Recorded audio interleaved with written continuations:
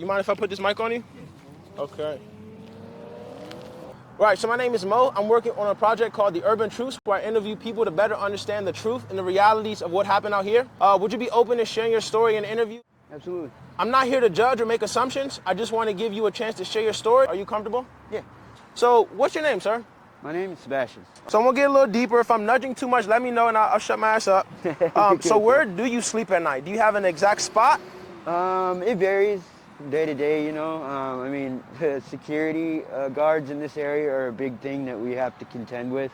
Okay. Some of them are pretty cool and respectful, but most of them aren't. Most of them are pretty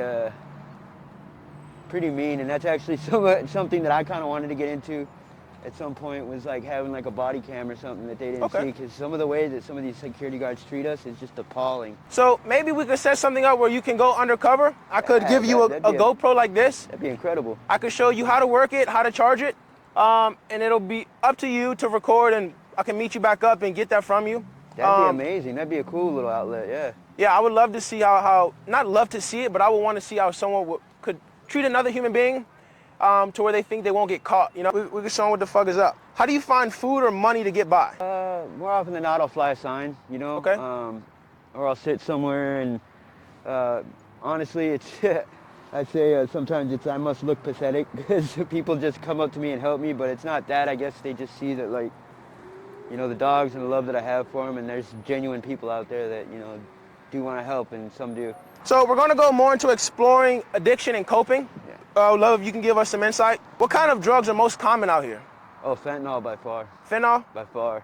Are there any nicknames that they call fent? Fetty, blues, obviously, those are the, you know, the pill form blues, and Fetty is like the more concentrated stuff, you know. So. Okay, so Fetty, fentanyl, fent. Now, you did say you did develop an addiction. How often do you need the fentanyl? Are there any side effects? What could you tell us? Terrible, honestly, coming from somebody who used to be addicted to heroin and got clean from that. This is much worse. Like it's almost worthless. The withdrawal, the dope sick or whatever you call it, you know, the withdrawals they come a lot faster. You need to fix a lot more often. So the high doesn't even last that long. But it's much more addictive. Much more addictive. Okay. Is there anything else that you think we need to know about this, or anything specific?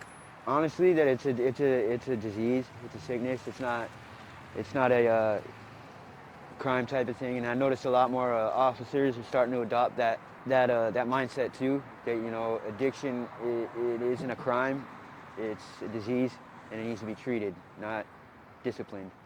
You know, so and they're starting to do more for that here, but still there's just not enough resources here in Phoenix, especially for the homeless and the addicted. So treatment, not discipline. Yeah, exactly. All right. All that's going to do is just like, that's going to create animosity, and that's going to create, you know, basically where you basically when you were a little kid and your parents, you know, they overpunish you, you're going to grow to, you know, despise that, or, you know. Reflecting on danger and survival. So I see you out here all the time. You look better than most people. You have your dog, so I know you're out here surviving. How are you surviving? What do you do? What are some survival tactics? What can you tell me about survival? Basically, like, well, a lot of people out here, they opt to be thieves. They steal from even one another out here, homeless stealing from homeless. But me personally, it's just my personal code of ethics. I don't steal. Okay. I don't steal from people. I don't steal from stores. I just don't do it. Okay. I like my name to be above reproach, and a lot of people know me for that out here, is that I'm a solid dude, you know. I don't mess around like that. Other people, like I said, they've kind of adopted the steal to survive tactics, and I mean, that works for some, but it's just not me. Yeah, a lot of people live by the code of I take before I starve. In my mind, younger man, I'm like, fuck Walmart. If I'm hungry, I need to eat. I don't give a fuck about Walmart.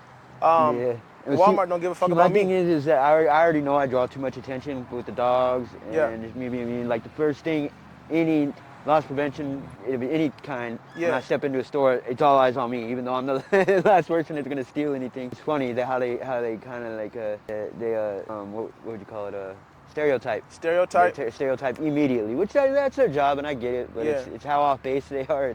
I think it's hilarious. Yeah, we call it, where I'm from, we call it hot. So like if you walk in a store, depending on what you look like, you hot. Yep. So you're a little spicy. I want to know, what's the most dangerous situation you faced out here? Some dude just had it that day, and he's not